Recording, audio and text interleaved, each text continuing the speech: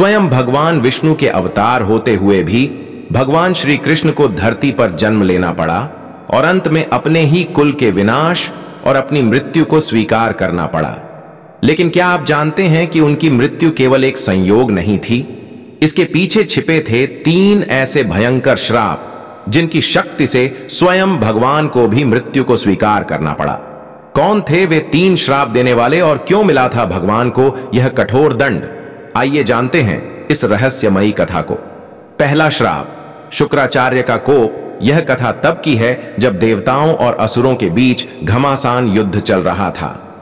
एक बार असुरों के गुरु शुक्राचार्य किसी कार्य से पाताल लोक से बाहर गए हुए थे। उनकी अनुपस्थिति का लाभ उठाकर देवताओं ने असुरों पर आक्रमण कर दिया। असुरों ने अपनी रक्षा के लिए शुक्राचार्य की माता काव्य माता की शरण ली। अपनी संतान की रक्षा हेतु काव्य माता ने एक दिव्य मंत्र से देवताओं को निष्क्रिय कर दिया। जब भगवान विष्णु को इस बात का ज्ञान हुआ तो उन्होंने धर्म की रक्षा के लिए अपने सुदर्शन चक्र से काव्य माता का वध कर दिया, जिससे वह मंत्र समाप्त हो गया और देवताओं को विजय प्राप्त हुई। लेकिन जब शुक्राचार्य लौटे और अपनी माता का मृत शरीर देखा तो वे क्रोधित हो उठे। उन्होंने भगवान विष्णु को श्राप दिया, हे विष्णु, तुमने एक निर्दोष स्त्री का वध किया है।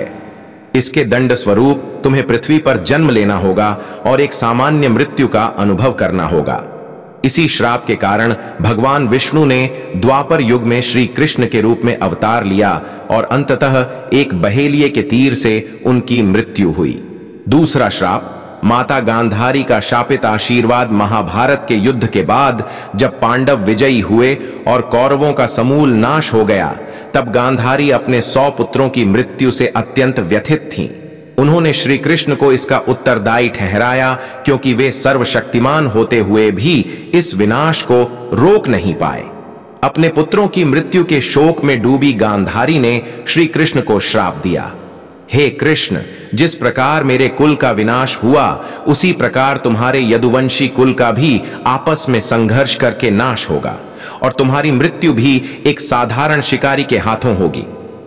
गांधारी के इस श्राप ने भविष्य की उस भयावह घटना की नींव रख दी, जिसमें श्री कृष्ण के वंशज मदिरा के प्रभाव में एक दूसरे का वध कर अपने ही हाथों अपना विनाश कर बैठे। तीसरा श्राप, ऋषियों का क्रोध। यह श्राप भगवान श्री कृष्ण के पुत्र सांब को मिला था। एक बार यदुवंश के कुछ युवा ऋषियों के पास एक मजाक करने गए। उन्होंने सांब को स्त्री का वेश पहनाकर ऋषियों से पूछा कि यह स्त्री गर्भवती है और इसे क्या संतान होगी। ऋषियों ने उनकी इस उद्दंडता से क्रोधित होकर कहा, इसका गर्भ लोहे के एक मूसल गदा के रूप में जन्म लेगा, जो पूरे यादव कुल के विनाश का कारण बनेगा।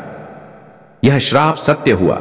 यादवों ने उस मूसल को चूर्ण करके समुद्र में प्रवाहित कर दिया, लेकिन समुद्र में फेंके गए लोहे के अंश से एक विशेष तीर बना। यही तीर बाद में एक बहेलिये को मिला, जिसने गलती से भगवान श्री कृष्ण के चरण में उसे चला दिया। यही तीर भगवान श्री कृष्ण की मृत्यु का कारण बना। जब वह तीर श्री कृष्ण के चरण में लगा तो उन्होंने समझ लिया कि अब उनका धरती पर उद्देश्य पूरा हो चुका है। उन्होंने अपने लोक वापस लौटने का निश्चय किया। इस तरह 3 श्रापों के प्रभाव से द्वापर युग में भगवान श्री कृष्ण ने अपनी लीला समाप्त की और बैकुंठ धाम को प्रस्थान किया। इन 3 श्रापों की शक्ति इतनी प्रबल थी कि स्वयं भगवान विष्णु के अवतार श्री कृष्ण भी इसे टाल न सके। यह कथा हमें सिखाती है कि संसार में कर्म का फल अवश्य मिलता है, चाहे वह कोई देव ही क्यों न हो। अगर आपको हमारी यह रहस्यमयी जानकारी रोचक लगी तो इसे अधिक से अधिक शेयर करें और ऐसे ही रहस्यों को जानने के लिए हमारे चैनल किंतु परंतु को सब्सक्राइब करना न भूलें। हम फिर लौटेंगे एक नई अनोखी कथा के साथ। तब तक बने रहिए हमारे साथ।